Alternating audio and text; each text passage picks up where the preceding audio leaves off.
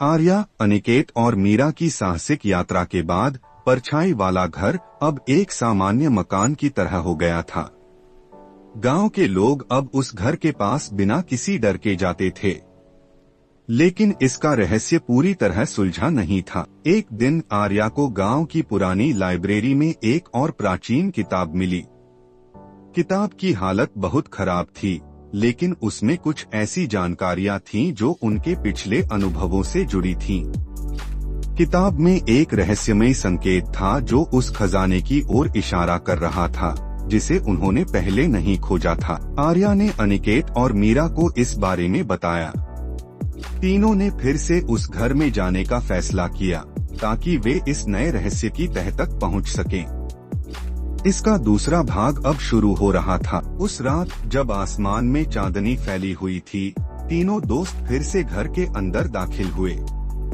इस बार घर में एक अलग ही ऊर्जा थी, मानो वह उन्हें बुला रहा हो।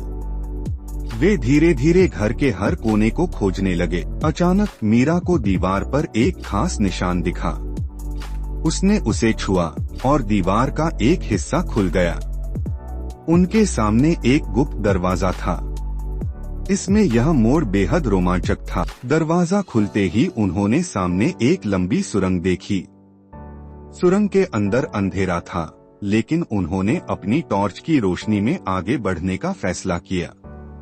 सुरंग के अंदर उन्होंने प्राचीन चित्र और शिलालेख देखे जो किसी पुराने सभ्यता की कहानी बता रहे थे। सुरंग के अंत में उन्हें एक बड़ा कमरा दिखा, जिसमें एक विशाल पत्थर की मूर्ति थी। मूर्ति के हाथों में एक चमकती हुई वस्तु थी। आर्या ने ध्यान से देखा और पाया कि वह वही खजाना था जिसे वे खोज रहे थे।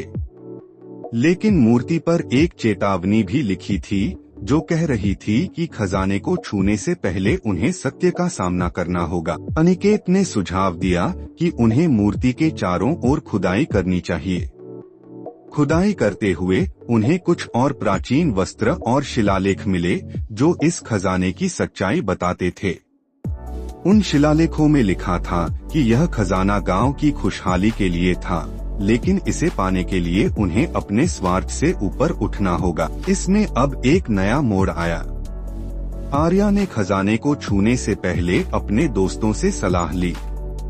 उन्होंने फैसला किया कि वे इस खजाने को गांव के कल्याण के लिए इस्तेमाल करेंगे। जैसे ही उन्होंने यह निर्णय लिया, मूर्ति के चारों ओर की रोशनी तेज हो गई और खजाने के चारों ओर एक सुनहरी आभा फैल गई। उन्होंने महसूस किया कि उनकी सच्चाई और साहस ने उस श्राप को तोड़ दिया था। गांव लौटने के बाद उन्होंने खजाने को गांव के विकास के लिए इस्तेमाल किया। उन्होंने स्कूल, अस्पताल और अन्य सुविधाएं बनवाईं, जिससे गांव के लोग बहुत खुश हुए। इसका दूसरा भाग दिखाता है कि कैसे सच्चाई, साहस और निस्वार्थता से किसी भी रहस्य को सुलझाया जा सकता है। आर्या, अनिकेत और मीरा ने साबित कर दिया कि सच्ची दोस्ती और ईमानदारी से बड़ी कोई ताकत नहीं होती।